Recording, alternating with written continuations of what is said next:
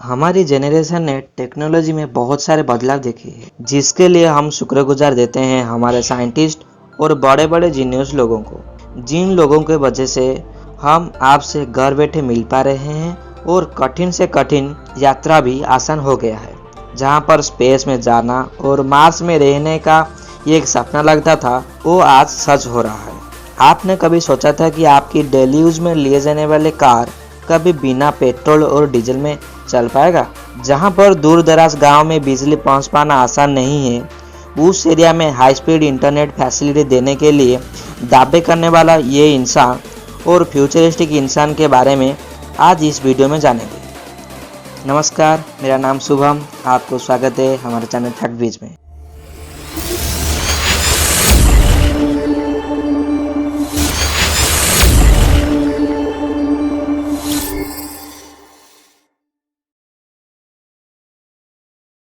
जो आज के वक्त में नंबर 1 बिलियनर है, जो और कोई नहीं, जून 28, 1971 में जन्मे इलन मार्क्स है। इलन को स्कूल में पढ़ाए जाने वाली सब्जेक्ट में दिलचस्प नहीं था।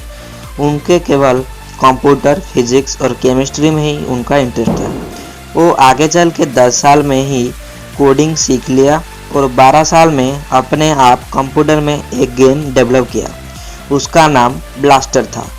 ये आगे चल के उस गेम को एक मैगजीन कंपनी को $500 में गेम को बेच दिया। ब्रेनस्टोन हाई स्कूल और प्रिटोरिया बॉय हाई स्कूल में ग्रेजुएट कंप्लीट किया।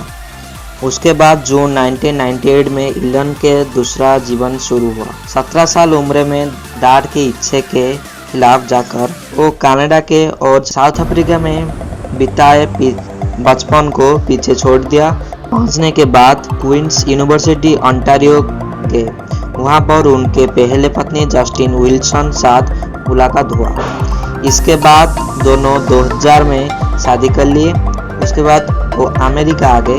फिलाडेल्फिया की पेंसिल्वेनिया यूनिवर्सिटी में 1997 में इकोनॉमिक्स और फिजिक्स में बीए की डिग्री हासिल की। 1995 में मस्क, उनके भाई किम्बल और गॉर्ग कोर ने जीप2 की स्थापना की।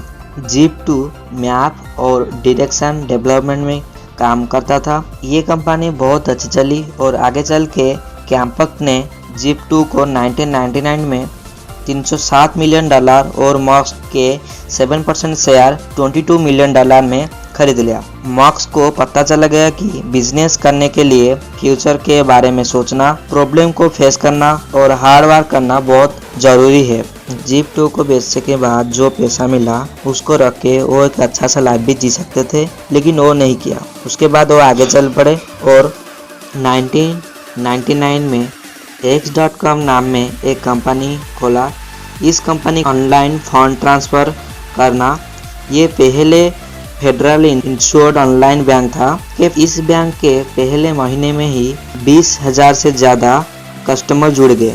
भले ही मस्क ने इस कंपनी को बनाया था, निवेशक ने उन्हें अनएक्सपीरियंस बताकर उनको रिप्लेस करके उनके जगह में बिल हैरिस को उस पद में नियुक्त किया।